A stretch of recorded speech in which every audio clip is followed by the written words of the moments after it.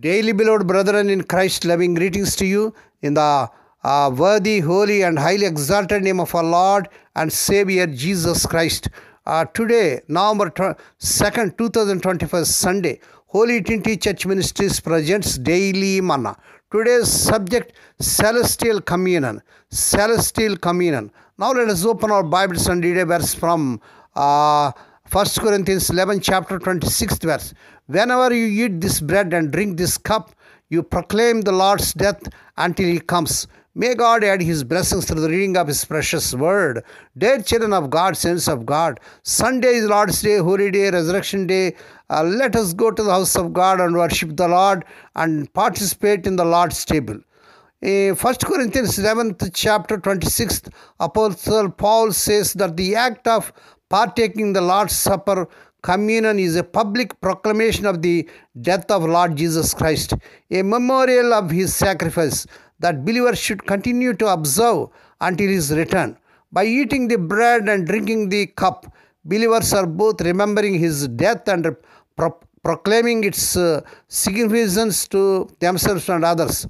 Proclamation. The bread and cup are a visible sermon proclaiming the saving death and resurrection of Lord Christ. Remembrance. The practice serves as a memorial, a constant reminder of Lord Jesus' sacrifice, His body and blood, and the love He demonstrated. Praise God. Frequency. The praise as often as indicates that this is an ongoing practice, not a one-time event, and it should be done whenever the bread and cup are consumed. Anticipation. The proclamation is made until He comes, signifying that this is an ordination to be practiced by believers in anticipation of Lord Christ's second coming. Praise God. Unity. The act is communal, reflecting unity of believers in Lord Christ. Self-examination. The verse is directly linked to the verses that follow 1 Corinthians 11 chapter 27th to 32nd verses, which emphasize the importance of examining oneself before participating, avoid judgment. Praise God. When Apollo 11's Eagle lunar model landed on the moon's Sea of Tranquility on July 20th, 1969.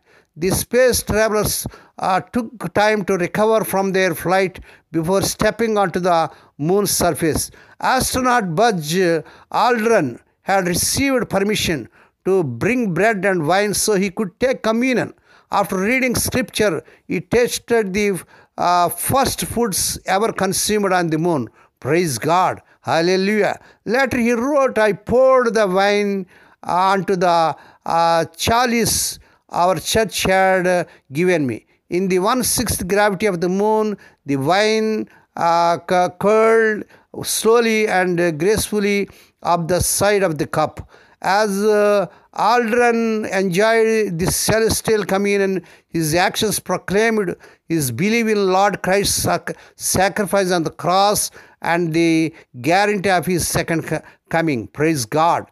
The Apostle Paul encourages us to remember how Lord Jesus sat with His disciples on the night He was betrayed. 1 Corinthians 11, chapter 23rd verse. Lord Christ compared His soon-to-be sacrificed body to the bread. Verse 24. He declared the wine as a symbol of the new covenant. This secured our forgivenesses and salvation through His blood shed on the cross. Verse 25. Whenever and wherever we take communion, we are proclaiming our trust in the reality of Lord Jesus' sacrifice and our hope in His promised second coming.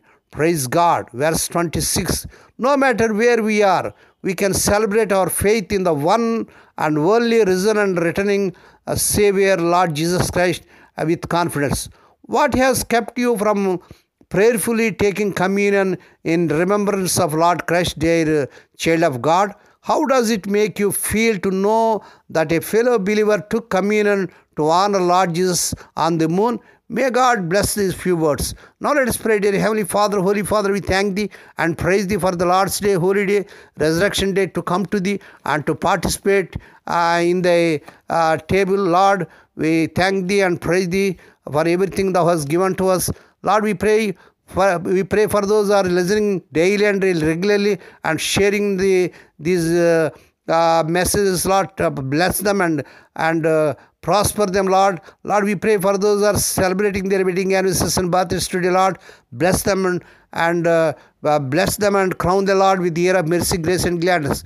And Lord, we pray for those who are in great agony because of the loss of loved ones in their family. Spirit of the living God, the God of all comfort, comfort them, console them. Lord, we pray for those who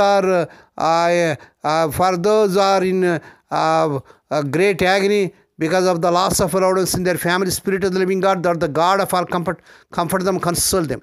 We ask the Lord that this week the unemployed youth may be given employment beyond their eligibility. Lord, we pray for the servants as they're serving in the vineyard. Use them mightily to win many souls. Lord, we pray for the children as they're going out and coming in throughout this day. Deliver them from all dangers and actions. Give them safe journeys. We commit all these things into the mighty hands. We ask and give Thee thanks in the worthy, holy, and highly exalted name of our Lord and Savior Jesus Christ. Amen. May the grace of our Lord Jesus Christ and the love of God and the fellowship of the Holy Spirit be with us all now and evermore. Amen.